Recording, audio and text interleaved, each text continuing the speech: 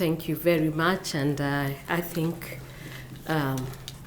we have heard a lot about widows, and I really want to thank everyone who is here, because it takes a woman and a man who believes in a cause like this one to be here late. You can clap for yourselves. I come from Kenya. I'm the second lady, married to the deputy president. And I must tell you that widowhood is not by choice. Widowhood comes by circumstances. There are those ones who lose their husbands through accidents. There are those ones who have lost their husbands through COVID and other diseases.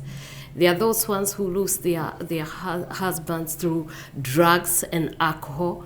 And we are having so many widows across the world. And in my country, we have special widows who, because of the polygamous or cultural kind of background, where you find one man has 12 wives, 10, and you can imagine when he has an accident, he leaves 12 wives.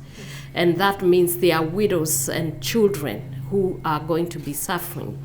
I happen to be one of the people who father died when I was very young, and I'm brought up by a widow. And sometimes when we talk of the stories of a widow, everyone wants just to pity us, yes, rather than just thinking of how they can mitigate the unfortunate events that happens to a widow, and empower them and make them who they should be. Because a widow is not a beggar. It's just a woman who has lost the opportunity of having a man by her side.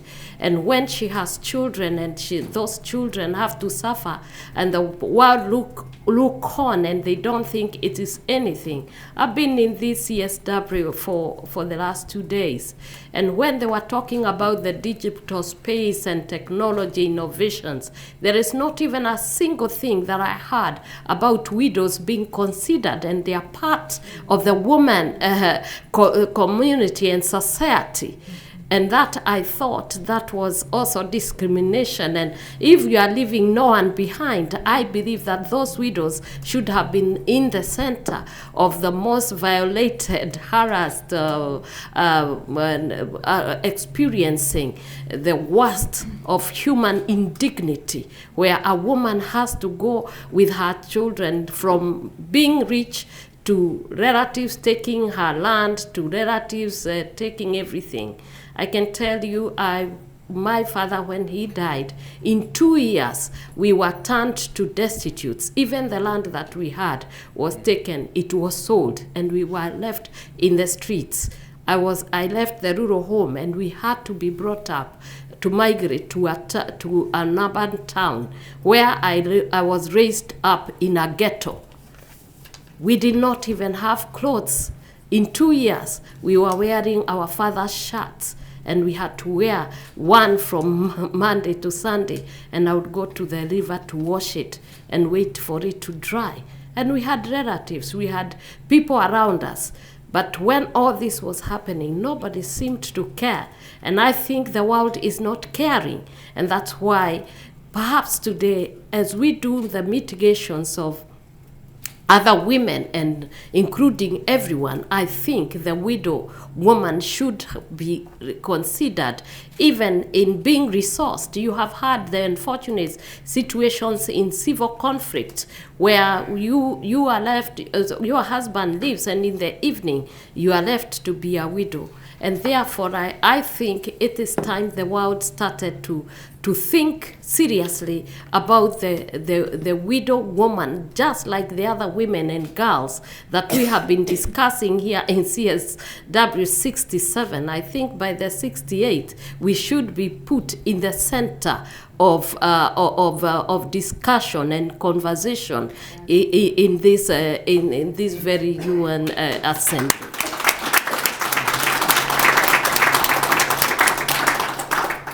In Kenya, there are a few things that we are doing to mitigate the cases that we would revolutionize and transform the widow's life and their children.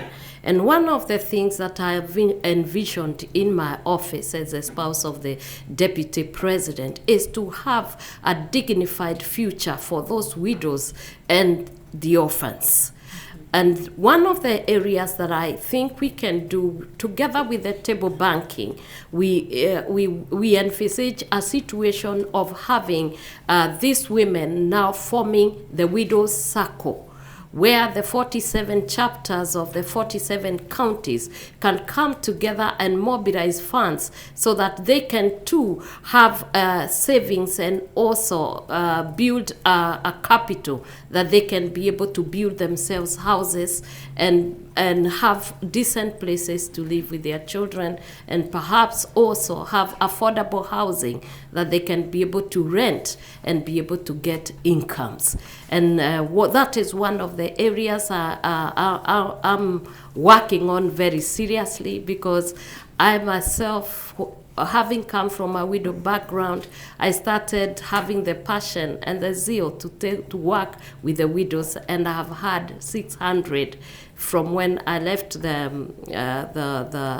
university up to now. I know that they are increasing. As a mother, one of the mothers of the nation, I desire that we should have widow programs that dignify them, not pity them, but resource them like any other.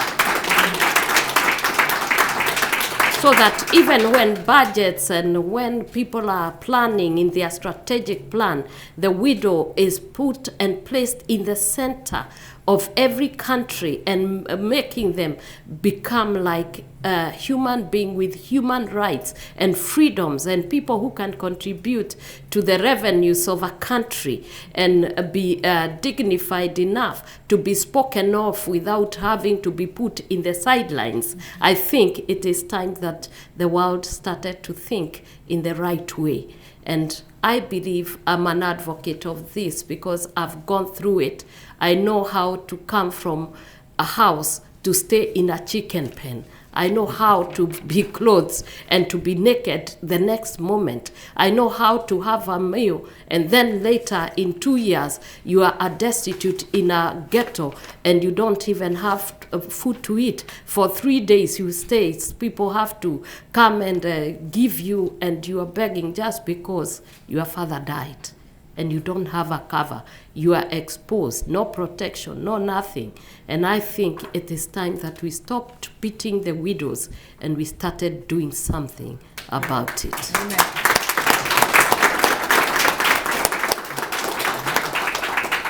Thank you very much.